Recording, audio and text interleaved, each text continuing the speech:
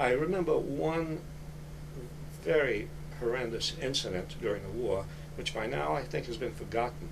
And in fact, during the war was forgotten almost as soon as it happened, because it was news in the press for a few days, and then it suddenly disappeared, as so many sort of events embarrassing to the administration somehow seemed to disappear after a few days. And this was February 15th in 1991, in the midst of the war. The United States dropped a bomb on an air raid shelter in Baghdad, and there were 400, 500 people, men, women, children, huddled in this air raid shelter to escape bombing. The United States bombed that air raid shelter. Those people were incinerated. Those people were destroyed. 400, 500 people. This was an atrocity. And you would have thought that the United States would have explained this as an accident, as it had explained the bombing of other civilian targets. So many times the excuse is it's an accident. We didn't mean it. Faulty intelligence, so on. In this case, the United States did not claim it was an accident.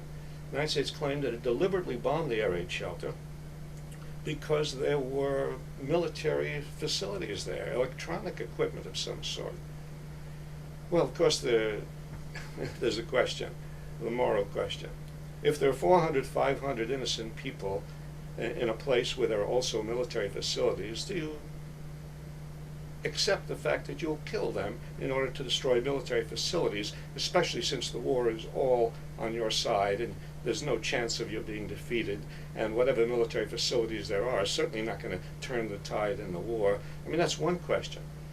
It turned out, and I read very carefully the reports of journalists who went into the air raid shelter immediately afterward and reported that there was not a sign of electronic equipment or military equipment.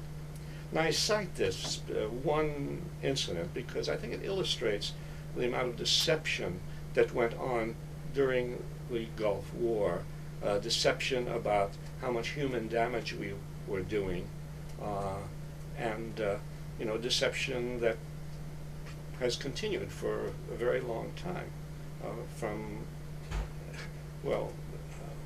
I.F. Stone, the great journalist of our time, when he was speaking to journalism students at various places, he would say, if you want to be a good journalist, a real journalist, just understand one thing, 2 words: governments lie.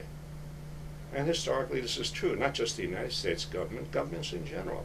And for understandable reasons, governments' prime motive always is not a humanitarian one. Government's prime motive is to hold on to their power. And in order to hold on to their power, they have to deceive the people. So the United States has been engaged in this deception for a long time. And the Gulf War is just one illustration of it.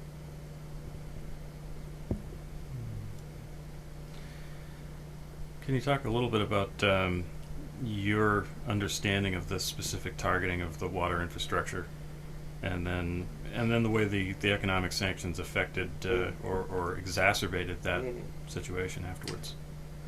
You know, what very often is overlooked when we hear that structures have been bombed and you don't hear about human beings, and that military targets have been bombed. Well, what we don't understand is that the United States government has a very broad definition of military targets. A military target is not simply a tank, a warplane, troop carriers, troops. No, military targets are basic living supplies, water treatment plants, sewage plants, power grids, electrical systems, the infrastructure for war, but also an infrastructure for peace. That is, the water that is, and the water treatment and sewage treatment plants that are destroyed by bombs mean that civilians who depend on the water, who depend on sewage systems, they are going to be very seriously affected by this bombing. The destruction of electrical facilities means that hospitals will not be able to carry on their their procedures, that surgery will not be able to take place except by candlelight, that children will die as a result of the lack of these facilities. And in fact, that is what has happened since the destruction of these sort of basic necessities of daily life that went on during the Gulf War. The deaths of hundreds of thousands of children as reported by the United Nations.